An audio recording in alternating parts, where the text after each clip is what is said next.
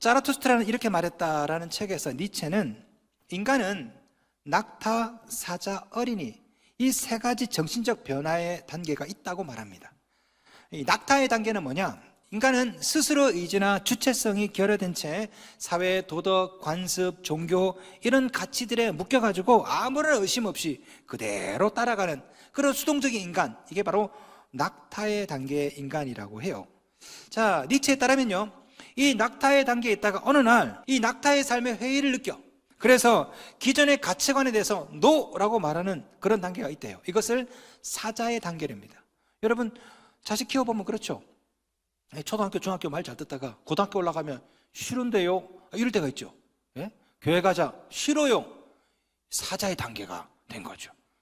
사자의 단계. 니체는요, 이런 사자의 투쟁의 단계를 지나서 어린이의 단계에 이르게 된대요. 어린이는 뭐냐? 모든 것을 놀이처럼 받아들입니다. 자신의 존재를 있는 그대로 받아들여.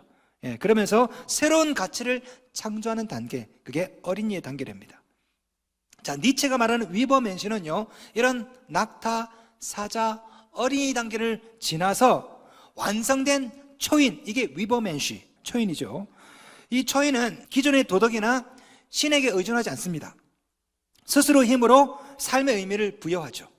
니체는요, 그래서 신은 죽었다 그래요. 신은 죽었다.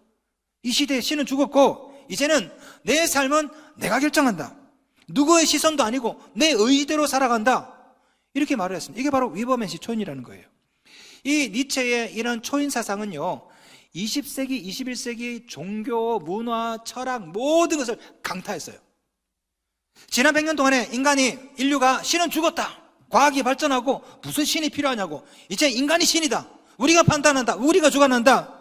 내가 결정한다. 이런 나를 사랑한다. 그렇게 말했지만 그 결과는 다 뭡니까? 죽음이죠. 여러분, 인류가 땅에 발을 디딘 이후로 오늘날처럼 많은 사람들이 자살하는 시대가 어디 있었습니까? 없었죠.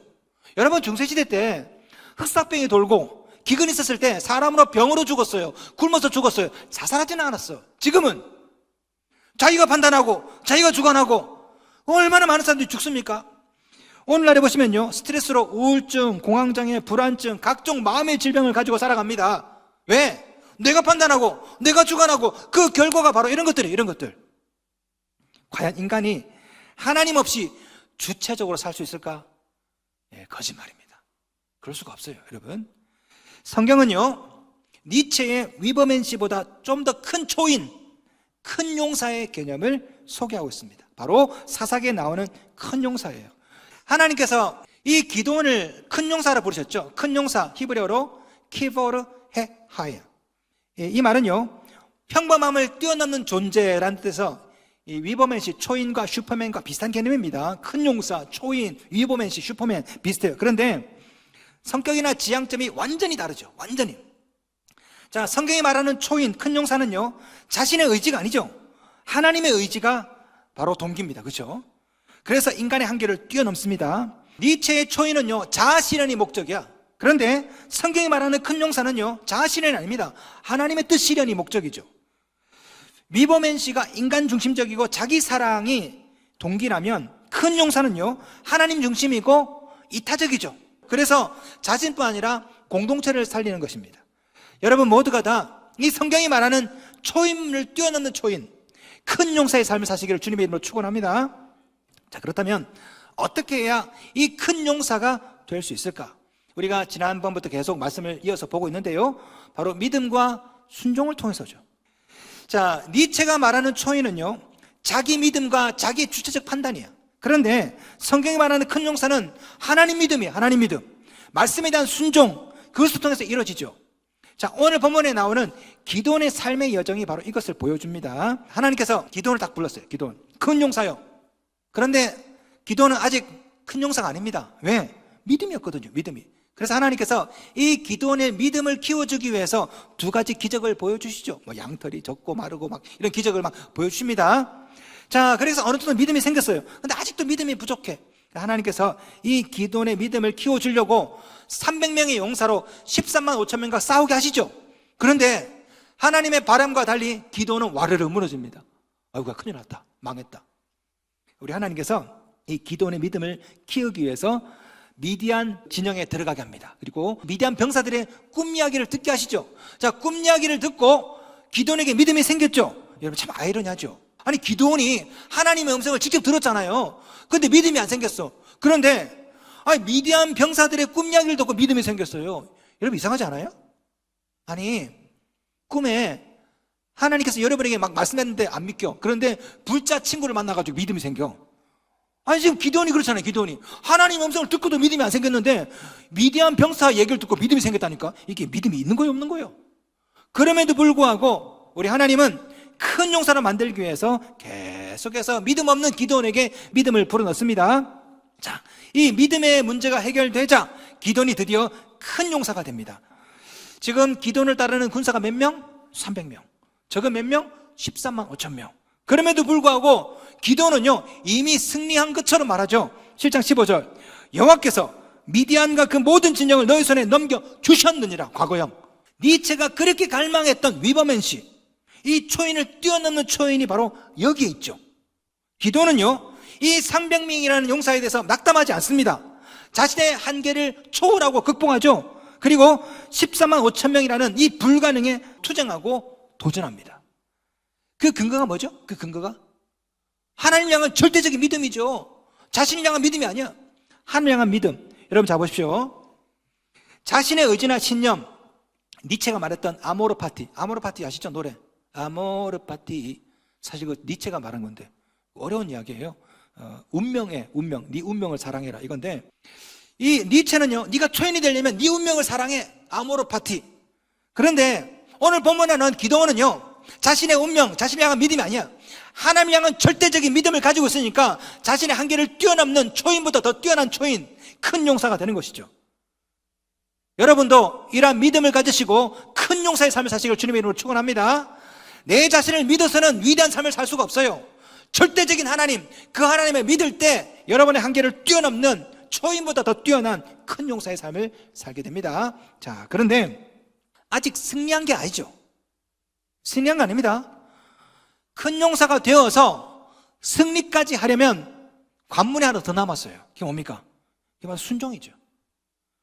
자, 기드온은요 300명의 용사들에게 이렇게 말합니다. 17절 그들에게 이르되 너희는 나만 보고 내가 하는 대로 하되 내가 그 진영 근처에 이르러서 내가 하는 대로 너희도 그리하여. 자, 기드온이 미디안 병사들에게 꿈 이야기를 듣고 돌아와서 300명의 용사들한테 이제 막 믿음에 차가지고 야 우리 이긴다 하자. 그러면서 뭐라 말하냐, 이제부터 내가 한 대로 잘 들어, 내가 말하는 대로 그대로 해야 돼 라고 하면서 희한한 전략을 알려줍니다. 100명 세 부대로 나눠요. 그러면서 한 손에는 나팔, 한 손에는 항아리를 들게 합니다. 그 항아리 안에는 뭐가 있냐? 횃불이 들어있어요. 자, 그걸 두고 몰래 밤에 미디안 13만 5천 명 있는 미디안 아말렉 동방 연합군 그 적진에 몰래 갑니다. 그리고 봤다가 이 기드온이 나팔을 붑니다. 빰빠라밤 불면은 그때 모든 사람들이 이 장독을 깨는 거지. 팍! 그럼 뭐가 나타납니까? 횃불이 보이겠죠. 그러면서 나팔을 불어 와 하면 그러면 이길 것이다. 자, 이게 전략이에요. 전략. 이게 무슨 전략이에요? 아니 지금 오늘 본문에 나오는 이 기드온과 300명의 용사들이 갖고 있는 게 뭡니까? 칼이 아니에요. 창이 아니라고. 항아리, 나팔, 그다음에 횃불, 이 세 개라고. 여러분 이게 무기입니까? 질문 드릴게요. 왜 이랬을까요? 왜 이 세 개를 왜 갖고 왔을까? 제가 이 부분을 읽으니까요 갑자기 우리나라 속담이 생각나더라고요. 우리나라 속담. 논이 장독 깬다. 아세요? 모르세요? 경상도에만 있는 속담인가? 위키피디아에 나와 있던데 노는이 차라리 장독이라도 깨라. 논이 장독 깬다. 아마 기드온이 이 속담을 알았는지 에라 모르겠다. 야 항아리나 깨라. 어쨌든 왜 이런 전략을 했을까? 사실은 오늘 본문에 나오는 이 전략은요 하나님이 알려준 전략이 아니죠. 성경 보세요. 하나님이 어디 이렇게 하라고 했는가? 기드온 자기가 말했지. 제가 궁금해가지고 책을 찾아봤어요. 주석에는 뭐라 했었나 찾아봤더니 야 어떤 책에는 이렇게 돼 있더라고. 복음의 나팔, 진리의 횃불. 기가 막히죠. 너무 알레고리한 해석 아닙니까? 그럼 항아리는 뭐예요? 항아리 수제비인가? 도대체 이게 뭘까를 생각하다가 하나님께서 지혜를 주셨어요. 잘 들어보세요. 맞는지 안 맞는지 모르겠어요. 나중에 천국 가면 기드온 만나면 물어보세요. 왜 항아리, 횃불, 나팔이냐고 물어보세요. 근데 제가 추측하기를 이래요. 사실 오늘 본문에 나오는 이 300명은요, 가지고 있는 게 항아리, 나팔, 횃불 이 세 가지밖에 없었어.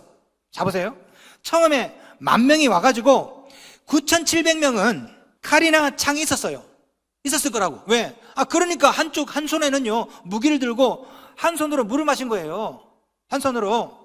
고대 국가에서는요 나라에서 무기를 지급하지 않아요. 지가 알아서 해결해야 돼. 우리나라 조선시대 때 고려시대 때 마찬가지예요. 갑옷 엄마가 한 땀 한 땀 떠가지고 솜 넣어서 나무 판자 놓고 지가 알아서 만들어야 돼. 무기도 보면요 정부에서 주기도 했지만 대부분의 나라는 지가 알아서 갖고 와야 돼. 알아서. 그런데 오늘 본문의 이 사사기 시대 때는요 이 청동기 문명입니다. 청동기 문명. 쇠로 된 칼이 없어요. 나중에 사울 다윗 때 이스라엘 전체에 쇠로 된 칼을 갖고 있는 사람이 사울 한 사람밖에 없었어요. 무기가 아주 귀한 거라고. 그러니까 제 생각에는요 9,700명은 어쨌든 살아보려고 갑옷도 막 입고, 그리고 엄마가 만들어준 짝대기나 아니면 뭐 쟁기 이런 거 갖고 삽자루 들고 뭔가 무기를 갖고 나왔어. 근데 300명은요 갑옷은 입었겠지만 무기가 아무것도 없는 거야. 집이 가난했든지 챙기지 못했든지 무기가 없으니까 땅바닥에 엎드려서 물을 마신 거지. 9,700명은 무기가 있기 때문에 한 손으로 잡고 한 손으로 물을 마신 거예요. 하나님은 하필이면 무기 있는 사람이 아니라 무기가 없는 300명을 고르신 거죠. 남은 300명이 가지고 있는 것은 나팔, 횃불, 항아리, 이게 전부입니다. 왜? 전쟁터에 음식을 가져오려면 항아리는 있어야 되겠지. 물을 담아오든. 밤이니까 횃불은 있었겠죠. 횃불은. 나팔은 전쟁 때 굉장히 중요합니다. 오늘처럼 무전기가 있는 것도 아니고 전쟁하려면 나팔을 가지고 서로 수신호도 해야 되고, 그러니까 나팔, 항아리, 횃불은요 이 300명이 가지고 있는 전부라고. 전부. 칼도 없어, 창도 없어, 활도 없어, 아무것도 없어. 이 세 가지밖에 없어. 기도는요 일단 갖고 있는 거 그거, 야 그거 갖고 나가자 라고 말한 거죠. 가만히 보면요 하나님께서 종종 이런 식으로 이기게 하십니다. 성경을 가만히 보면 우리 생각에 하나님께서 우리에게 10억을 주고 20억을 주고 막 이렇게 한 다음에 기적을 막 일으키면 좋잖아요. 근데 우리 하나님은 성경을 보시면 그런 적이 없어. 우리 하나님은 항상 네가 뭐 가지고 있는데 네가 가진 그걸로 내가 기적을 일으켜 줄게. 항상 그렇게 하세요. 여러분 자 보시면요 모세에게 하나님께서 물어보시죠. 출애굽기 4장 2절 말씀. 내 손에 있는 것이 무엇이냐? 그가 이르되 지팡이니이다. 하나님께서 이 모세에게 야 모세야 너 손에 뭐 있니? 지팡이밖에 없는데요. 하나님께서 모세에게 뭐라 말씀하지 않습니까? 그걸 땅에 던지래요. 4장 3절 땅에 던지라 하심에 그 땅에 던지니 그것이 뱀이 된지라. 그 다음에 하나님께서 뭐라 말씀하지 않습니까? 그걸 잡으래요. 모세가 그걸 잡죠. 출애굽기 4장 4절 그 꼬리를 잡으라. 그가 손을 내밀어 그것을 잡으니 그의 손에서 지팡이가 된지라. 자 보세요. 모세 손에는 지팡이밖에 없었다고. 근데 하나님이 던져라 했더니 던졌어. 잡아라 했더니 잡았어. 그랬더니 이 지팡이가 뭐로 변합니까? 하나님의 지팡이로 변하잖아요. 성경에 이렇게 나와요. 그 다음부터는 하나님의 지팡이라고. 이 지팡이로 뭘 합니까? 홍해를 가르잖아요. 모세가 한 게 뭡니까? 모세가 한 것은 순종이라고. 그 손에 있었던 것은 지팡이밖에 없었지만 모세가 순종했더니 그 지팡이가 홍해를 가르는 기적의 지팡이, 하나님의 지팡이가 되거든요. 여러분 이게 하나님이 하시는 스타일이에요. 여러분 다윗의 물맷돌을 보세요. 다윗 앞에 골리앗이 있습니다. 골리앗이 있네. 키가 3m 4m. 와, 이 3m가 넘어. 네 손에 뭐가 있냐? 돌멩이 5개야. 던져라. 던졌더니 골리앗이 쓰러지잖아요. 우리 하나님께서 다윗아 내가 너에게 M16을 주마 이렇게 안 했어요. 공대공 지대공 미사일을 주마 이게 안 했다고. 네 손에 뭐가 있냐? 돌멩이인데요. 던져라. 이게 하나님의 스타일이라고. 여러분 오병이어 기적 보세요. 수천 명이 먹을 것이 없습니다. 제자들이 말합니다. 주님 먹을 것이 없습니다. 너희가 먹을 것을 주어라. 뭐가 있냐? 떡 5개 물고기 2마리 있습니다. 나눠줘라 했더니 기적이 생겼잖아요. 가만히 보시면요 하나님 입장에 봤을 때는 여러분이 뭘 가졌냐 얼마를 가졌냐 하나도 중요한 게 아니야. 하나님 볼 때는요 그걸 가지고 어떻게 순종했느냐 이게 중요한 거거든. 오늘 본문에 나오는 이 상징들을 가만히 보세요. 보리떡 한 덩어리, 진흙 항아리, 횃불 다 이게 뭡니까? 무가치하고 무능력한 인간을 표현하는 거예요. 이 무능력한 도구로 순종하니까 어떤 일이 났습니까?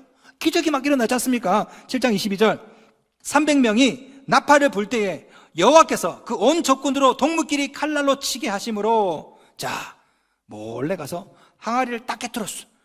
횃불이 막 보이면서 나팔을 막 붑니다. 그랬더니 갑자기 미디안 연합군이 나와가지고 서로가 서로를 막 죽였대요. 여러분 많아갔죠? 알고 보니 이 지역이 협곡이에요. 협곡. 보통 이 병법을 잘 알면 이런 곳에 진을 안 칩니다. 원래는 어디다 진을 쳐야 돼? 고지에다가. 그런데 협곡에다가 진을 쳤어요. 협곡에다가. 참 협공당하기 딱 좋게. 그런데 여러분 자 보세요. 이 오늘 본문에 나오는 이 적군 14만 5천 명은요, 미디안 아말렉 동반 연합군입니다. 여러분 미디안과 이스라엘 사람들은 언어가 비슷해요. 그래서 미디안 말을 알아먹어, 이스라엘 사람들. 그런데 문제는 뭐냐? 미디안과 아말렉은 언어가 전혀 달라. 그리고 미디안 아말렉 동반 연합군은요, 군복이 다 달라. 언어도 달라, 군복도 달라. 거기다가 지금은 밤입니다. 오늘 본문 19절 보시면요, 이경초라고 나와 있는데요, 오늘날로 환산하면 밤 10시에서 11시예요. 밤 10시, 11시. 자, 보세요. 군사를 교대할 시간이야. 그런데 갑자기 횃불이 와 나오고 사람들이 큰 소리로 기도원의 칼이요 얘기하고 항아리가 깨지고 하다 보니까 막사 텐트 안에 있던 병사들이 나왔겠죠. 나왔는데 앞에 보니까 엉뚱한 말을 하는 사람이 있는 거야. 아말렉과 미디안이. 군복도 달라. 네가 이스라엘이구나. 서로 막 죽여. 서로. 그래가지고 밤새 서로 찔러서 죽인 거야. 피하 식별이 안 되어서 서로가 서로를 찔러 죽이는 황당한 일이 일어난 거죠. 여러분, 이 말씀을 읽다 보면 여러분께서 야, 이거 거짓말 같다 이거. 그런데 오늘날에도 이런 황당한 사건이 자주 일어납니다. 전쟁 때, 걸프전 때 전체 미군 사망자가 146명이 나왔어요. 146명. 그런데 그 중에 35명이 우군 사격으로 사망했다고 합니다. 미군이 미군을 쏜 거야. 부상자가 467명 나왔는데요, 72명이 우군으로 인해 피해를 입었다고 합니다. 군사 전문가들, 학자들에 따르면요, 피하 식별이 안 돼서 같은 편끼리 죽이는 사건이 보통 사상자의 39%라고 그래요. 39%. 과학기술이 발달한 이때도 피하 식별이 중요한데 지금부터 3000년 전에 언어도 달라, 군복도 달라, 밤에 보이지도 않아. 서로가 서로를 막 죽이는 황당한 일이 일어난 거죠. 어떤 분은 이 부분을 해석하기를 기드온이 기가 막힌 전술을 가졌다. 이거 모든 것을 알고 계획을 했대. 무슨 소리예요? 성경 분명히 이렇게 말합니다. 7장 22절. 여호와께서 친구끼리 칼로 치게 하심으로 누가? 여호와께서. 기드온이 한 게 아니에요. 전략을 짠 게 아니라고. 이 모든 뒤에는 하나님께서 이런 일을 한 겁니다. 여러분, 그러면 기드온과 300용사가 한 게 뭡니까? 순종이죠. 순종. 성경은 분명히 이렇게 말합니다. 7장 22절. 300명이 나팔을 불 때에, 무슨 말입니까? 순종할 때에 누가? 여호와께서 어떻게 이기게 하셨다. 어떻게 피하 식별이 안 되게 하셔서. 여러분, 여기에 큰 용사로 역전하는 비결이 있습니다. 여러분, 믿으면 여러분도 큰 용사가 될 수 있습니다. 순종하면 역전한다니까요. 기도는 참모들하고 머리를 맞댄 적이 없어요. 그죠? 기도는요, 그저 하나님 말씀에 순종했습니다. 7장 9절, 하나님이 기도에게 말했습니다. 기도나 진영으로 내려가라. 내가 그것을 내 손에 넘겨 주었느니라. 에라 모르겠다. 순종한 거지. 300명의 용사는요, 기드온의 말씀에 순종했어요. 7장 17절, 기드온이 이렇게 말합니다. 300용사에게 그들에게 이르되 너희는 나만 보고 내가 하는 대로 하되. 여러분도 큰 용사로 역전을 경험하시려면 이런 일을 하셔야 됩니다. 첫째, 기드온처럼 하나님의 말씀에 순종할 것. 둘째, 300명의 용사들처럼 하나님이 보내신 종의 말씀에 순종할 것. 로또에 당첨되고 뭐 건물을 사고 막 10억을 가져 그래야 인생 역전하는 거 아닙니다. 얼마를 가졌던 순종하면 역전할 수가 있습니다. 물론 순종하려면 뭐 이해가 안 될 수도 있겠죠. 예? 순종의 가장 큰 걸림돌이 뭡니까? 자아죠. 내 생각, 내 상식, 내 판단, 내 이성. 의심하고 확인하고 표적을 구하고. 그렇게 해서는 절대 역전이 일어날 수가 없어요. 오늘 본문에 나오는 300명의 용사들을 보세요. 나팔, 횃불, 항아리 들고 13만 5천 대군 앞으로 돌격 앞으로. 이게 이해가 되겠습니까? 그럼에도 불구하고 이 사람들은 순종했어요. 7장 13절. 그들이 나팔을 불며 손에 가졌던 항아리를 부수니라. 항아리가 깨지자 그 속에 감추었던 횃불이 드러나죠. 자 보세요. 오늘 본문에 나오는 이 300용사가 부순 것은 항아리만 있는 게 아니에요. 사실은 항아리를 부수기 전에 자신의 이성을 부순 거죠. 자신의 자아를 부순 겁니다. 이해가 안 되더라도. 여러분, 순종하려면 여러분도 이런 일을 하셔야 돼요. 어떻게 보면 오늘 본문에 나오는 항아리는요, 우리 자아의 실존이 아닐까 싶습니다. 여러분, 우리가 항아리야. 체형도 비슷하구만. 예? 항아리. 우리는 질그릇 같은 존재입니다. 그 안에 빛 대신 주님이 계시죠. 고린도후서 4장 7절, 우리가 이 보배를 질그릇에 가졌으니 빛 대신 그 주님을 담으려면 이 항아리가 비어 있어야 돼. 그 빛 대신 주님이 드러나려면 이 항아리가 깨져야 되죠. 깨져야 드러나죠. 여러분, 흥미로운 것은 이 미디안 방백이 죽은 것이 어딘지 아십니까? 말씀 보겠습니다. 7장 25절. 스엡은 스엡 포도주 틀에서 죽이고, 어디서? 포도주 틀에서. 기드온이 처음에 큰 용사여 부름받은 곳이 어디입니까? 포도주 틀이죠. 근데 그 포도주 틀에서 누가 죽어요? 미디안 방백들이 죽죠. 자, 포도주 틀에서 기드온이 나왔고 그 포도주 틀에서 원수가 죽었다고. 이게 뭡니까? 이게 역전이죠. 자, 바로 여기에 니체의 위버맨시를 뛰어넘는 큰 용사가 되는 비결이 나옵니다. 초인이 되려면요, 똑똑하면 돼요. 능력 있으면 됩니다. 그러나 초인보다 큰 용사가 되려면 이성을 깨트려요. 이성을. 여러분이 생각하는 이성을 부수는 순간에 여러분의 한계를 뛰어넘는 하나님의 능력이 발휘되거든요. 니체는 신에게 굴복하는 인간을 뭐라 비유했냐? 낙타라고 비유했어요. 낙타. 여러분, 순종은 나약한 행동이 아닙니다. 순종은 위대한 행동이고 결단이죠. 여러분이 이 자리에 올 때 아무 생각 없이 왔습니까? 아니죠. 다 결단하고 왔죠. 여러분, 우리 모두는요, 낙타처럼 아무런 생각 없이 이곳에 온 게 아니에요. 그 맹목이고, 우리는 우리의 이성을 깨트리고 내 자아를 깨트리고 이 자리에 온 거 아닙니까? 저는 예수를 믿고 신앙을 결심할 때 집에서 쫓겨났어요. 우리 아버지가 1995년 12월 24일 날 집에서 나가라. 제가 짐을 싸고 집에서 나올 때 아무런 생각 없이 그냥 낙타처럼 그래 나온 거 아닙니다. 나는 이 일에 내 운명을 걸었어요. 내 인생을 걸었다고. 여러분, 순종은요, 위대한 결단이라고. 무능한 자들이 하는 게 아니라고요. 니체는 신앙인을 몰랐어요. 기독교를 몰랐다고. 그러니까 기독교인들을 가리켜서 신은 죽었다, 저런 무지한 사람들 낙타에서 초인이 되거라, 이런 얘기를 했는데 몰라서 그래. 몰라서. 성도 여러분, 하나님께서 오늘도 여러분에게 다시 한번 주의 종을 통해서 순종을 요구하십니다. 초인보다 더 큰 초인, 큰 용사보다 더 위대한 용사로 되기 위해서 하나님께서 여러분을 부르시는 거죠. 여러분이 순종을 요구받을 때 여러분이 할 수 있는 경우의 수는 두 가지입니다. 하나는 시험에 들든가 아니면 순종하든가. 시험에 들면 평생 포도주 틀에서 못 나와. 순종하면요, 포도주 틀에서 나오고 원수가 포도주 틀에 들어가는 역전이 일어난다고. 기억하세요. 역전은 여러분이 가진 것이 결정하는 것이 아닙니다. 동쪽의 귀인이 나타나야 역전하는 게 아니에요. 여러분의 순종의 여부가 여러분 인생의 역전을 결정하는 거라고. 지금 하나님께서 여러분에게 요구하시는 순종은 뭡니까? 여러분이 큰 용사보다 더 큰 용사로 살기 위한 하나님의 부르심이죠. 여러분이 순종을 요구받을 때 기억하십시오. 큰 용사가 될 수 있는 기회구나. 성도 여러분, 믿음으로 큰 용사의 삶을 사시기 바랍니다. 순종함으로 역전의 인생을 사시기를 주님의 이름으로 축원합니다.